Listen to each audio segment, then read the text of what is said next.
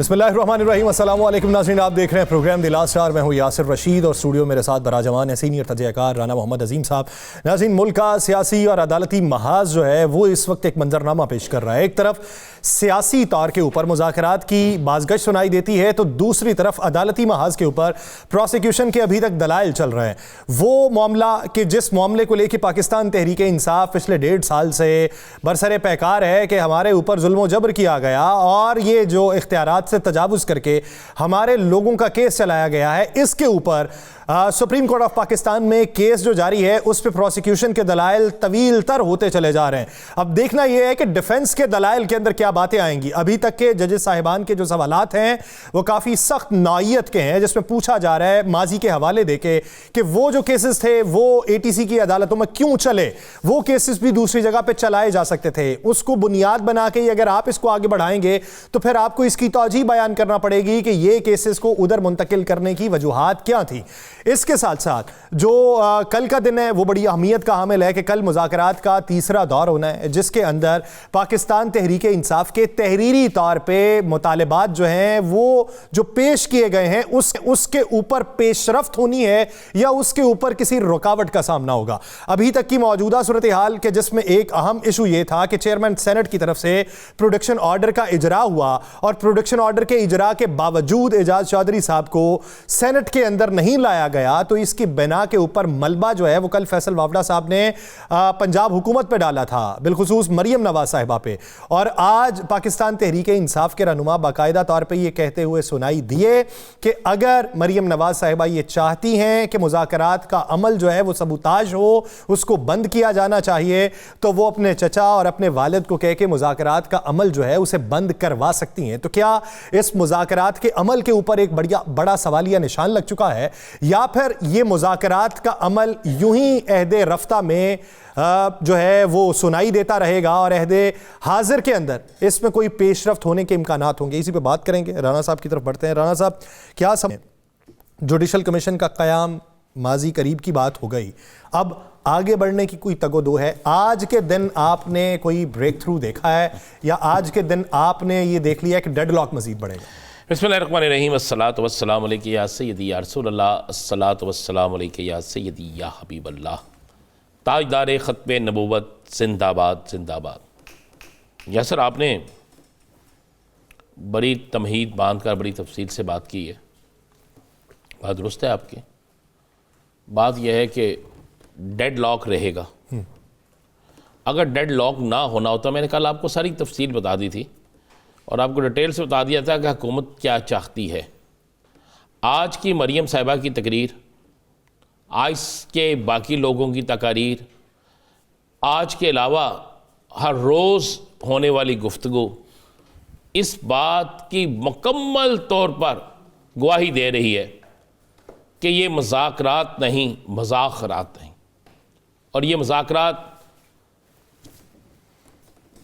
हकीकी तौर पर इस पाकिस्तान के लिए थे, लेकिन मेरा ख्याल है कुछ लोग इनको अपनी सियासी मौत समझते हैं, सियासी तौर पर अपने आप को समझते हैं कि नुकसान होगा, इसलिए वो किसी सूरत में भी इन मुज़ाकरात को कामयाब नहीं देखना चाहते। नंबर एक तो डेड लॉक आएगा, लेकिन अब कहेंगे कल ही डेड लॉक आएगा, नहीं, 2-4-6 दिन बाद डेड लॉक आएगा और आपको नज़र आ जाएगा, फिर क्लियर हो जाएगा। लेकिन ये पहला राउंड ऐसा होगा जो PTI जीतेगी।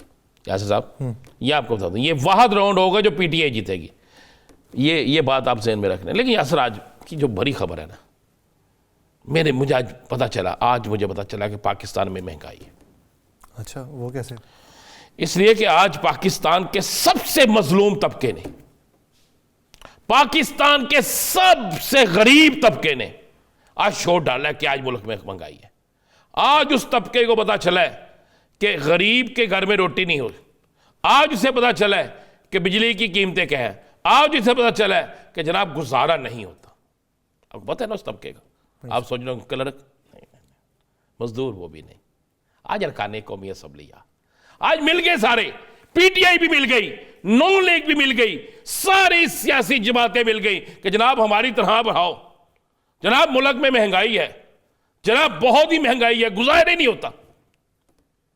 इनको अब पता चले, जब गरीब आदमी भूख से मर रहा था, जब गरीब का बच्चा स्कूल जाना छोड़ गया, जब लोग घरों की चीजें बेच रहे थे, असमत दरी हो रही थी, सब कुछ हो रहा था, उस वक्त इन्हें नहीं पता था। अगर इनकी तरहाएं बढ़ाने के लिए यासिर साहब ये सारे इकट्ठे हो गए हैं, कहां गए नजरियात? मुझे वो पीटीआई के लोगों के नजरियात बताए ना। इमरान खान तो ये कभी नहीं करता था, क्यों किए आज इन्होंने? अगर इनके लिए महंगाई है तो आपके लिए, मेरे लिए, कैमरामैन के लिए, गली में, चौक में, मोहल्ले में, आम बाजारों में भरे लोगों के लिए महंगाई नहीं है? उनके लिए तो सर दादोशुमार और है ना सर। नहीं, मैं कह रहा हूं उनके महंगाई नहीं है। आज क्यों इकट्ठे हो गए सारे यार? आज इनको पता चला महंगाई है, आज इन्हें इल्म हुआ महंगाई है। वो औरत जिसने बच्चों समेत झेलम नहर में छलांग लगा दी थी, उनकी दरिया में, उसकी जिम्मेदार फिर यही है ना। वो जो सैकड़ों आज तक खुदकशियां हुई हैं इस महंगाई की वजह से, गुर्बत की वजह से, बेरोजगारी की वजह से, वो औरत जिसका चेहरा कोई नहीं देखता था, जिसे अपने बच्चों को पालने के लिए बाहर निकलना पड़ गया है, उसका जिम्मेदार भी यही लोग हैं ना। तो अगर आप लोग ये समझे कि ये बिल्कुल सब कुछ ठीक है, तो आज की तो खबर ये थी, छोड़ दें मुज़ाकरात को, साइड पे कर दें। सारी अपोजिशन इकट्ठी हो गई, सारी जमातें इकट्ठी हो गई, तनहा बताओ। इनको आज एहसास हुआ है। एक पेज पे हो गए ना, एक पेज पे हो गए। अगर ये एक पेज पे हो गया तो फिर बढ़ाओ तनहा इस पाकिस्तान के मजदूर की, इस पाकिस्तान के उस तनहादार तबके की, जो नहीं भी तनहादार तबका, उसकी भी फिर बढ़ाओ सबकी। तुम तो अवामी खादम थे, तुम तो अवाम के उम्मीदों की तमन्ना थे, उम्मीदों का महवर थे। तुम तो गए थे कानून साजी करने, यही कानून साजी के लिए गए थे ना। तो कानून साजी इस पाकिस्तान के लिए होती है, इस मुल्क के गरीब अवाम के लिए होती है, कि अरकान असम्बली के लिए होती है। आपने मुझे बताया था, क्या रेट बताया था बिरयानी का कौमी असम्बली पार्लियामेंट के अंदर, चाय का, और बताया था ना रेट डबल डिजिट में। तो अंदाजा लगा लें आप। तो ये आलम है। खबर तो ये है यार, आज हमारे सबसे मजलूम अरकान असम्बली को पता चल गया महंगाई है। बांटो यार कुछ। हाँ, कम से कम पंजाब वालों के बाद पता चला। चले पंजाब में तो फिर पीटीआई वालों ने मुखालफत कर दी ना, उत्थे तो नाल इकट्ठे हो गए, शेरो शकर हुआ है। शकर हो गई जी, बिल्कुल हो गई। हम मुझे किसी ने कहा था, जब मैं आज ये हुआ तो मैं लिख रहा था, तो मुझे किसी ने कहा, ये क्या लिख क्यों रहे हैं आप? वो पीटीआई वाले, मैं कहा नाराज़ होता तो सारा शहर हो जाए।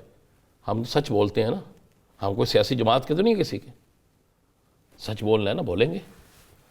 तो ये तो आलम है यासिर साहब, आप लगे हैं मुज़ाकरात की टेबल। ओ यार, टेबल तो ये है जिस टेबल पे अब इनको जनाब भुना हुआ गोश्त मिलेगा, इसलिए कि अब उन तनहाएँ बननी है ना। अब उनकी गाड़ियाँ भी लचकती चमकती होंगी, अब टीए भी बढ़ेगा, अब सब कुछ बढ़ेगा, इसलिए कि यार मजलूम है, सबसे गरीब कौम है, सबसे गरीब ये तबका है जिसको पता अब लगा है। या खरीदिया पहली दफा इन्होंने पल लो, ये मुमकिनात में से है। नहीं, ये मुमकिनात में से है कि नहीं पल्ले तो नहीं लेते। या जिसने लेके दिया होगा उसने कहा होगा माई बाप अब जरा मुश्किल हो गई। तो यार साहब, ये आलम है, मैं आपको क्या बताऊं। इस मुल्क का आलम पता क्या है? आज मुझे जाना हो गया मियाँ हॉस्पिटल, कल मैं इंशाल्लाह वो डॉक्यूमेंट्स लेके भी आऊँगा। तो मैं मियाँ लाहौर के इस हॉस्पिटल में गया, तो वहाँ पे कुछ जानता था। उसने कहा जी आप टीवी टॉक शो करते हैं? मैं कहा जी करते हैं। उसने कहा 1 मिनट के लिए आए, एक वार्ड में मुझे ले गया। मैं उस वार्ड में गया तो 2 बंदे गोलियां लगी हुई। अच्छा, मेरे से इनमें था इनकी दुश्मनी है। मैंने कहा जी मेरा इससे क्या तल्लुक, पुलिस पर्चा नहीं दे रही क्या? उसने कहा नहीं जनाब, ये हमें गोलियां लगी हैं इस जुर्म में जो जुर्म हमने किया नहीं। मैं कहा क्या? उसने कहा हमें कस्टम वालों ने गोलियां मारी। मैं कहा कस्टम वालों ने? उन्होंने कहा हाँ जनाब, हमें कस्टम वालों ने गोलियां मारी हैं और FIR भी हम पे दे दी है, और ये मजिस्ट्रेट का एक हुक्मनामा है। मैंने वो डॉक्यूमेंट्स का कल मुझे दे, मैं उस पर फिर बात करूंगा, देखे बगैर मैं बात नहीं करूंगा। उनके बकौल तो बड़ा जुल्म था। मैंने कहा चले एक ब्रेक लेते हैं, सियासी मंजरनामे में बात करेंगे। नाज़रीन कहीं नहीं जाएगा, स्टे विद अस।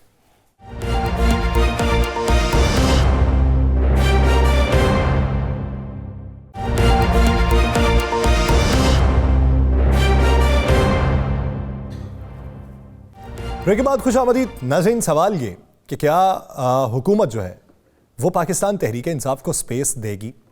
क्या हुकूमत जो एक कदम आगे बढ़ा चुकी है उसके असरात सही से निकलेंगे?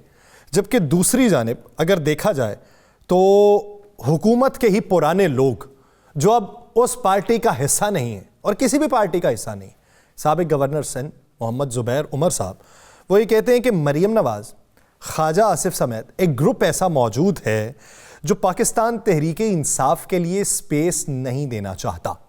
अब जब ऐसे अवामिल, ऐसे उनसर बीच में मौजूद हैं तो फिर किस तरीके से इस अमल को पाया तकमील तक पहुंचाया जाएगा? और अगर ऐसा नहीं है तो फिर ये जेस्चर क्यों दिया जा रहा है, या ये इख्तरा या ये सोच किसी के जहन में क्यों आ रही है? इस पूरे अमल के ऊपर लगे हुए सवालिया निशान के जवाबात जानने के लिए हमने रब्ता किया पाकिस्तान मुस्लिम लीग ज़िया के सरबराह एजाजुल हक साहब से। एजाजुल हक साहब, बहुत शुक्रिया आपके वक्त का। एजाजुल हक साहब, अभी राना साहब प्रोग्राम के पहले हिस्से में बात कर रहे थे और वह कह रहे थे कि एका आज देखने में आया है कौमी असम्बली में, मुज़ाकरात को छोड़ो, तुम मुज़ाकरात की बातें कर रहे हो, एका तो आज देखने में आया है कि सब इकट्ठे हुए हैं, महंगाई है तो महंगाई के तनाजुर में हमारी तनख्वाहें बढ़ाई जाएं। चलें, हम इसलिए खुश हैं कि आप लोगों की तो कहीं सुनी जाएगी, हमारी सुनी जाए या ना सुनी जाए। तो इस पूरे अमल पे आप समझते हैं कि वाकई महंगाई है, पैसा बढ़ना चाहिए? बड़ा एक ऐसा सवाल है कि कुछ लोगों को जो है वो ज़रूरत है इस चीज़ की, कुछ लोगों को ज़रूरत नहीं है। पार्लियामेंट के अंदर हर कोई ज़मींदारी या इंडस्ट्रियल बैकग्राउंड से नहीं आता, लोग मेहनत मजदूरी वाले भी बैठे हुए वहाँ पे। तो अगर मैं कुछ कहूँगा तो उनको हर्ट नहीं करना चाहता मैं, लेकिन अभी हाल ही में पंजाब असेंबली का तो आपने देखा ही है कि किस तरह से तनख्वाहें बढ़ी हैं। तो लाजिम बात है बाकी पार्लियामेंट्स ने भी, और सिंध बलूचिस्तान KPK में तो पहले ही वही उसी हद पे थे, तो पीछे रह जाती है कौमी असेंबली। तो कौमी असेंबली वालों का भी दिल कर रहा होगा कि जी हमारी क्यों नहीं तनख्वाहें बढ़ती, हमारी भी बढ़नी चाहिए। तो अब इस पे क्या तबसरा कर सकते हैं हम? ये तो कोई बात ना, ये जाज साहब इस पर तबसरा तो करना बनता है, सियासतदान भी हैं आप, एक सियासी जमात के सरबराह भी हैं, लीडर सदर भी है, और आप क्या समझते हैं कि आप लोग तो कानून साजी के लिए गए हैं ना असम्बली में, आपने कानून साजी करनी है अवाम के लिए, इस पाकिस्तान के लिए, तो क्या सबसे पहले इस पाकिस्तान की अवाम की सैलरी नहीं बननी चाहिए थी, इनकी ज़िंदगी की ज़रूरियात पूरी नहीं होनी चाहिए थी? नहीं, वो तो अवलीन तरजीह होनी चाहिए, वो तो बजट के अंदर लाना चाहिए, और महंगाई की शरह को जो है वो लोगों की सैलरीज के साथ जो है उसको नथी करना चाहिए, ख़ासतौर पे ग्रेड 16 से नीचे के जो लोग हैं उनके लिए, जो हुकूमत के अंदर है, जो वैसे मेहनत मजदूरी करते हैं उनको तो उनका तो हक बनता है सबसे पहले कि उनको रिलीफ दिया जाए, चाहे वो बिजली की मद में हो, गैस की मद में हो, सब्सिडाइज्ड हो, जिस किस्म का भी हो, कि वो ज़रूरी है वो करना, क्योंकि महंगाई, बेरोज़गारी इस हद तक पहुंच चुकी है कि लोगों का जीना जो है वो बड़ा मुश्किल हो रहा है। एजाज साहब, इस मामले के ऊपर क्या राय रखते हैं कि ये जो पूरा अमल चल रहा है, पहला तो ये बताइए कि मुज़ाकरात सिर्फ हुकूमत और अपोजिशन के माबैन चल रहे हैं, या ये असल मुज़ाकरात नहीं है, मुज़ाकरात कोई और है? देखें, असल मुज़ाकरात तो वही होते हैं जो चेहरा सामने आता है, और असल मुज़ाकरात वही हैं जिसका कल आगाज होगा जबकि डिमांड सामने आएंगी। बाकी देखें, बाकी तो ताने बाने जुड़ते रहते हैं, बैकडोर मामलात भी चलते रहते हैं, कहीं ना कहीं गुफ्तगू हो जाती है। अब एक एग्जांपल ऐसा है कि भाई चीफ मिनिस्टर साहब किसी एक मीटिंग में आए तो वहाँ वज़ीर आज़म से भी बात होगी, आर्मी चीफ से भी बात होगी, आर्मी चीफ पेशावर गए तो वहाँ पे गवर्नर भी है, चीफ मिनिस्टर भी है, तो गुफ्तगू तो हर एंगल से होती रहती है, फिर उसी में से रास्ता जो है वो निकलता है। लेकिन मरकज वही होता है जहाँ पर असल गुफ्तगू हो रही हो, यानी कि आप आमने सामने बैठकर बातचीत कर रहे हो, जहाँ पर आप लिखकर अपनी डिमांड्स दें और फिर आप जवाब का इंतजार करेंगे हमें क्या जवाब मिलेगा इसमें। नहीं तो आपको क्या ख्याल है कि मुज़ाकरात का कल का जो दौर है वो कामयाब होगा? कल का दौर जो है ना वो बड़ा अहम दौर है कल का, क्योंकि कल अभी तक तो 2 मीटिंग्स के अंदर तो गुड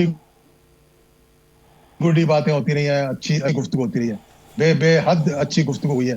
कल मालूम होगा कि क्या, किस नीयत के साथ, किस फ्लेक्सिबिलिटी के साथ, क्या सोच कर वो मीटिंग में आएंगे और क्या लिख कर देंगे, उसके अंदर क्या होगा जो वो कागज सामने रखा जाएगा, कि क्या वो मुज़ाकरात को आगे ले जाने के लिए टेबल पे रखा जाएगा, या फिर कोई वार्निंग के साथ मतलब डेडलाइन देकर वो आगे रखा जाएगा।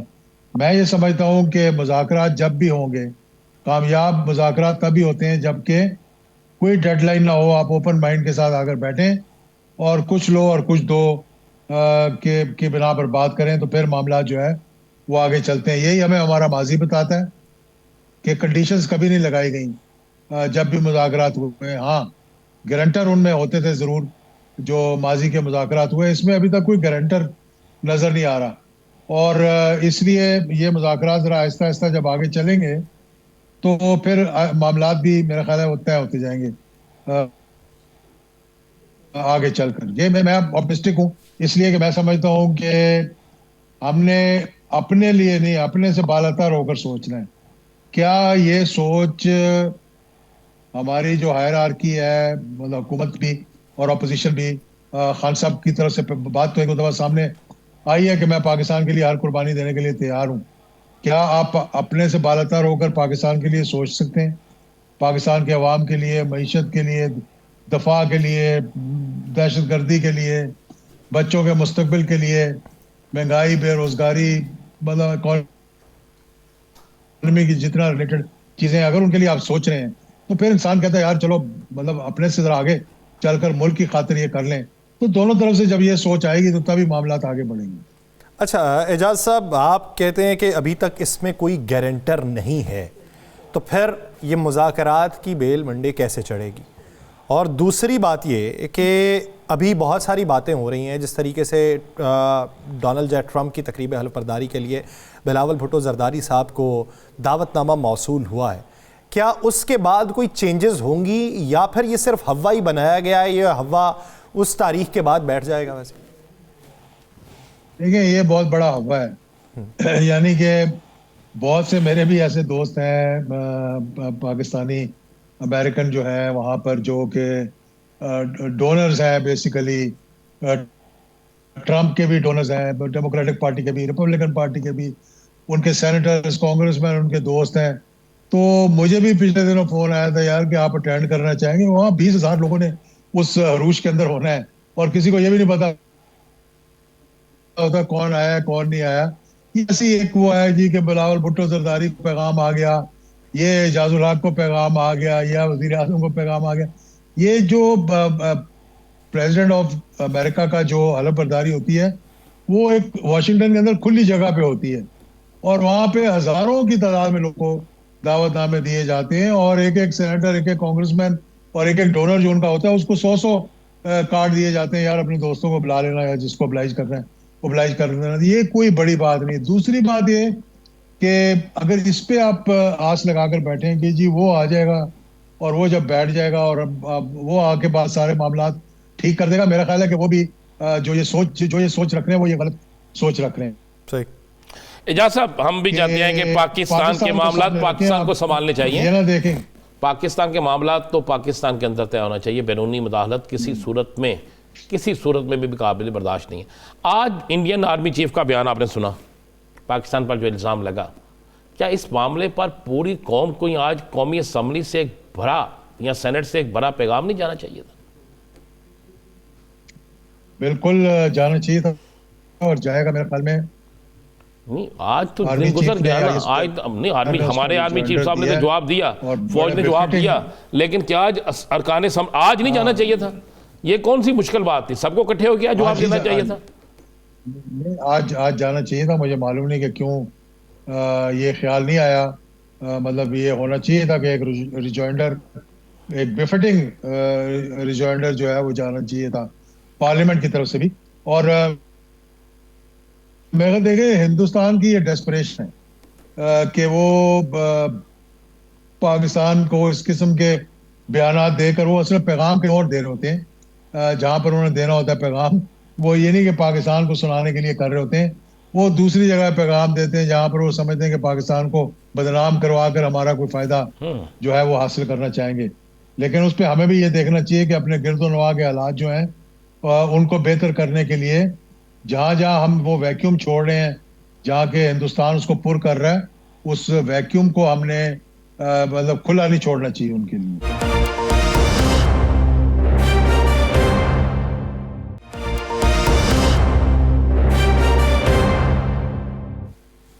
अच्छा एजाज साहब, जो फैसल वावडा साहब हैं उन्होंने कल एक बयान दिया कि जो एजाज चौधरी साहब सेनेट के अंदर नहीं ना पहुंच सके, उसके अंदर रुकावट वज़ीर आला मरियम नवाज़ है। दूसरी, आज उन्होंने बात की कि 22 जनवरी के बाद वफाकी हुकूमत के ख़िलाफ़ एक बड़ा स्कैंडल खुलने वाला है। पहली बात यह कि उनकी बात को मुस्तनद किस हद तक माने, और अगर रुकावट पाकिस्तान मुस्लिम लीग नून के अंदर से ही पैदा हो रही है मुज़ाकरात में, तो फिर ये बाकी लोग मुज़ाकरात पे आमादगी का इजहार क्यों कर रहे हैं? देखिए, जो लोग, अब मैं खुल के बात करूँ आपके साथ, देखिए ये एक पहली बात तो ये है कि दोनों तरफ से कुछ ऐसे लोग हैं जो कि उनकी मुज़ाकराती टीम ने भी बताया, जो गए खान साहब को मिलने के लिए, उनके कुछ वकला तो दीगर वकला भी आए हुए थे जिन्होंने बड़ा इतराज़ किया इस बात पर कि जी आप क्यों निगोशिएट कर रहे हैं हुकूमत के साथ, आप क्यों मुज़ाकरात कर रहे हैं हुकूमत के साथ।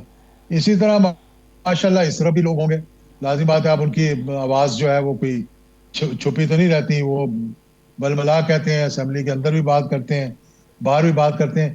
पर जो जो जो मैटर करती है ना, वो हुकूमत के वो लोग करते हैं जो कि मुज़ाकरात कर रहे हैं या जो मुज़ाकरात करवा रहे हैं, यानी हुकूमत करवा रही है मुज़ाकरात। जो लोग वहाँ बैठे हुए हैं उन्होंने हुकूमत को जाके अपनी सिफारिशात देनी है, उस पर अमल दरामद होगा।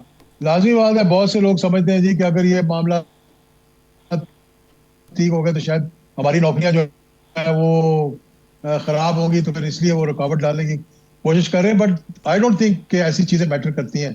जरूर रुकावटें जरूर सामने आती हैं, लेकिन वो ऐसी नहीं होती कि उनको हटाया ना जा सके। ये माजी के अंदर भी हुआ, 90% कैबिनेट जो थी एनआरओ के खिलाफ थी, लेकिन मामला तय हो गए।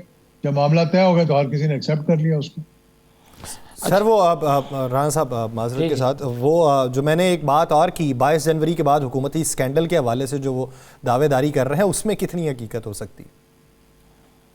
देखिए, मैं तो कभी उनको मतलब इस किस्म से सोचा नहीं, ना ही इतना मैं गौर करता हूँ ऐसी बातों पर। क्या स्कैंडल, मतलब हुकूमत के स्कैंडल निकलते ही रहते हैं, कोई ना कोई बात हुई होगी जो उसके उनके इल्म में आ गई होगी कि ऐसी कोई चीज़ सामने आ रही है। लेकिन अगर आ रही है तो हम भी उसका इंतजार करेंगे, देखेंगे, और अगर कोई ऐसा स्कैंडल होगा तो उस पर फिर गुफ्तगू भी करेंगे आपके साथ बैठकर।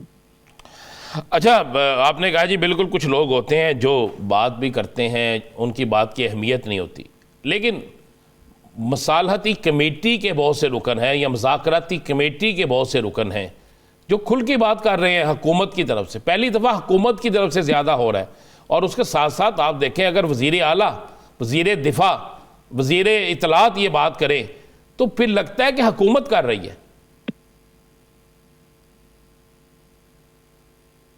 नहीं, इसमें तो कोई शक नहीं है। हर कोई अपने अपने, देखिए ना, इस मौजूदा सेटअप के अंदर जबकि एक प्राइम मिनिस्टर है, एक पार्टी के सदर हैं जो बहुत खामोश हैं आजकल, तो कुछ लोग जो है ना वो हर अपने इंडिपेंडेंटली अपनी सोच रख रहा है। मुश्तरका सोच सामने नहीं आ रही, क्योंकि पार्टी के अंदर वो कोहेजन नहीं है, वो मीटिंग्स नहीं हो रही पार्टी की जिसमें कि वो तय करें कि हमने किस तरह से आगे बढ़ना है, जिसमें कि तमाम पार्टी के रहनुमा, सदर समेत वज़रा आला अगर उनके हैं, वो बैठकर फैसला करें जी कि ये हमारी पार्टी लाइन है। इस वक्त हर किसी की अपनी अपनी लाइन है, और जिसका जो दिल आता है वो बोल देता है अल्लाह का नाम लेकर, ये नहीं सोचता कि इससे क्या रिप्रिकॉशंस होंगे और क्या इसका मतलब फॉल बैक क्या होगा। अच्छा, नहीं, आप ये कहना चाह रहे हैं कि ख्वाजा आसिफ साहब, एहसन इकबाल साहब, राना सनाउल्लाह साहब, आबिद शेर अली साहब, तलाल चौधरी साहब या जावेद लतीफ़ साहब वो जो गुफ्तगू कर रहे हैं, ये नवाज शरीफ साहब की ईमा पे या उनसे मुशावरत के बगैर हो रही है, और जिस दिन वो चाहेंगे ये गुफ्तगू बंद हो जाएगी? बिल्कुल, ये बिल्कुल सही बात है, इसमें कोई शक वाली बात ही नहीं है। पहली बात तो ये है कि दूसरी बात ये है कि अगर इतने लोग, इतनी इनकी अहमियत है, तो फिर तो मीटिंग होनी नहीं चाहिए, फिर मुज़ाकराती कमेटी बनाकर वहाँ बिठाने की फिर ज़रूरत क्या है?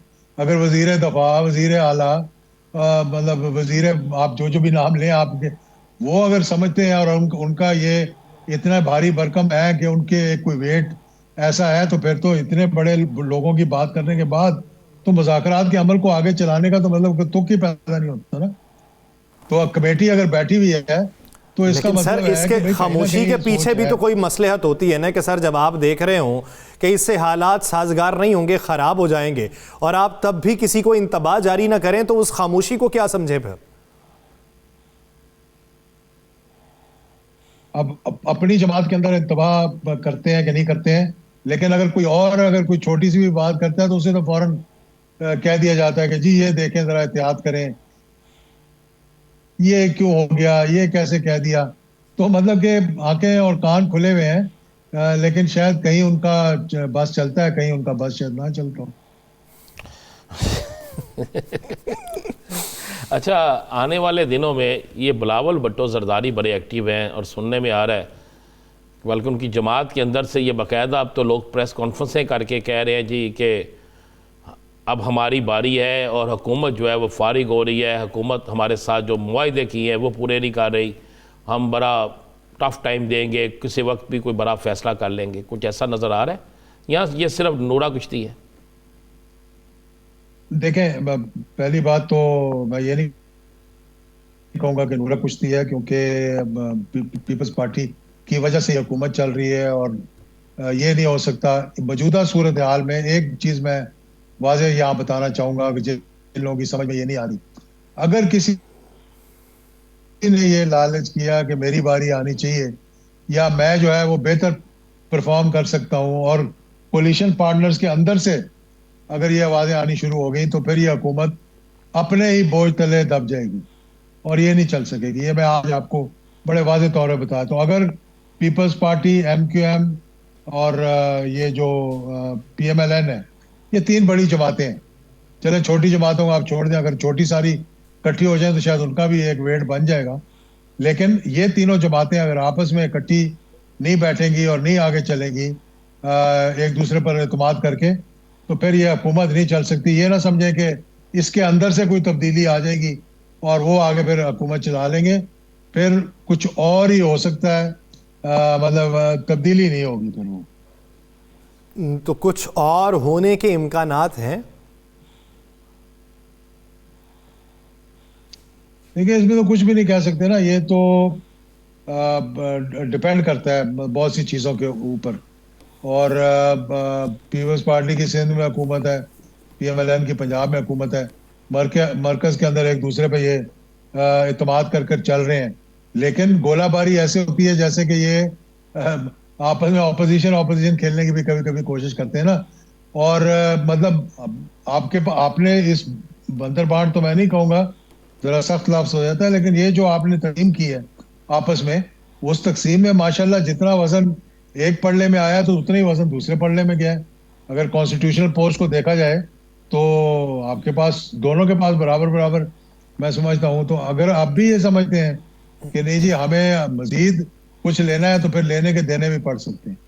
अगर अब भी पाकिस्तान पीपल्स पार्टी समझती है कि मज़ीद कुछ लेना है तो लेने के देने भी पड़ सकते हैं। ये आपसी तकसीम जो है, ये इस तकसीम के ऊपर इस तरह की गोलाबारी जो है वो जेब नहीं देती। बहुत शुक्रिया एजाजुल हक साहब से अपना वक्त देने के लिए। पाकिस्तान पीपल्स सीनियर रहनुमा कमर ज़मान कायरा साहब हमें ज्वाइन कर चुके हैं। कायरा साहब बहुत शुक्रिया आपके वक्त का। राना साहब सवाल कर सकते हैं। कायरा साहब क्या हाल, आप ठीक हैं, खैरुफियत से हैं? जी राना साहब खैरियत से हैं, आप कैसे हैं? जी अल्लाह का करम। कायरा साहब, अभी एजाजुल हक साहब से हमारी बात हो रही थी, तो एजाजुल हक साहब का कहना था जी पीपल्स पार्टी ने भी वही हिस्सा लिया है जो हिस्सा मुस्लिम लीग नून को मिला है, और अगर दोनों में से किसी ने भी एक दूसरे के साथ कोई बात करने की कोशिश की तो सारे जाएंगे। आप क्या समझते हैं? ये कौन सी न्यूक्लियर साइंस है जी? पहली बात तो यह है कि पीपल्स पार्टी ने कोई हिस्सा, कोई चीज बांट के नहीं ली। सियासत के अंदर अगर आपके पास अपनी अक्सरियत ना हो किसी एक जमात की, तो ये जमहूरी और पार्लिमानी जमहूरियत के अंदर होता है कि आप इत्तेहादी हुकूमतें बनाते हैं, इत्तेहादी हुकूमत बनाते हुए हमने ये फैसला किया, ये बात तय हुई, एक दफा ये प्रपोजल आई थी कि जी 2.5 साल की वज़ारत उज़्मा कर लें। तो पीपल्स पार्टी की तरफ से बिलावल साहब ने कहा कि नो, ये नहीं करना, इसलिए कि अगर हमने ये तासर दिया तो पहले दिन ये होगा कि 2.5 साल की गवर्नमेंट है, तो ये गवर्नमेंट मजबूती से नहीं खड़ी होगी, लोगों में जो एतमाद हमें देने की जरूरत है वो नहीं होगा। तो ये फैसला हो गया। तो हम तो गवर्नमेंट का हिस्सा पहले दिन से तय करके नहीं बने, तो हमने क्या लेना था। रही बात के प्रेसिडेंटशिप, तो प्रेसिडेंटशिप बिल्कुल हमने मुस्लिम लीग से वोट लिए, उन्होंने हमसे वोट लिए। अब सवाल ये है कि वो हमें छोड़ेंगे या हम उनको छोड़ेंगे। असेंबली में कोई एक दूसरे को छोड़ दे, किसी एक दोनों जमातों के बगैर असेंबली से गवर्नमेंट नहीं बनती। तो ये कौन से न्यूज़ है कि एक दूसरे के सहारे खड़े, बिल्कुल है, सही है। लेकिन क्या ये सहारा टूट रहा है, गिर रहा है, खराब हो रहा है? नहीं, बिल्कुल नहीं।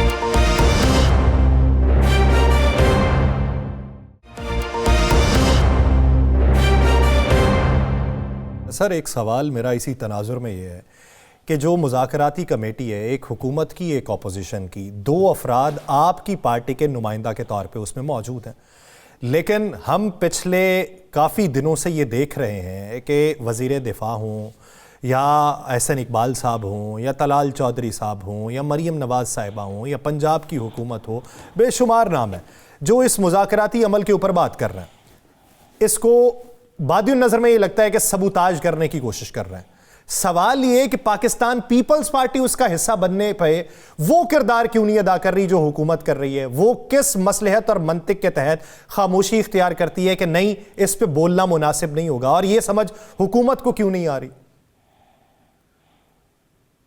देखिए, हम तो, आपको याद होगा जब पीपल्स पार्टी लेड 18वीं तरमीम हो रही थी तो कोई 9 महीने मुज़ाकरात हुए थे और किसी को कानो कान खबर नहीं थी कि क्या मुज़ाकरात हो रहे हैं, क्या ड्राफ्ट फाइनल हो रहा है, और कोई उस पे मीडिया टॉक नहीं हो रही थी।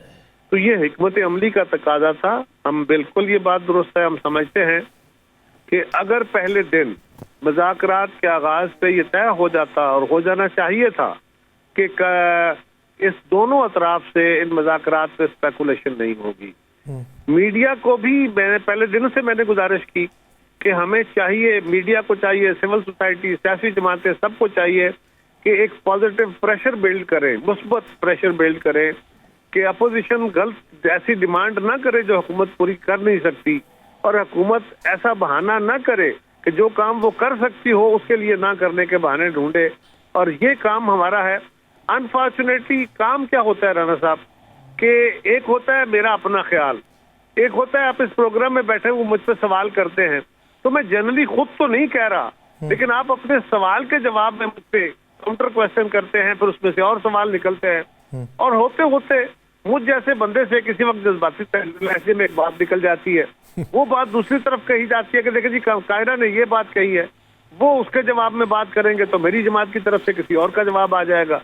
तो ये जमातें मुकम्मल तौर पे कंट्रोल तो नहीं होती, लेकिन अगर पहले दिन ये तय कर लिया जाता और इस पे सख्ती से अमल होता। लेकिन सर, अगर बाकायदा तौर पे सिर्फ प्रेस कॉन्फ्रेंस ही इस मौजूद पे की जाए, छोटी सी गुजारिश जी जी, तो अगर पहले दिन से ये तय कर लिया जाता, और खास तौर पे उन अहबाब के लिए जो उन मुज़ाकराती अमल के अंदर शामिल हैं कि वो मीडिया टॉक बिल्कुल नहीं करेंगे, तो इससे बहुत बेहतरी आ जाती। कायरा साहब, आपने कहा कि 2 सोचें हैं, एक सोच है कि ये मुज़ाकरात कामयाब नहीं होंगे, और दूसरा आपने बहुत अच्छा हल कहा कि इन किसके अलावा हल क्या है।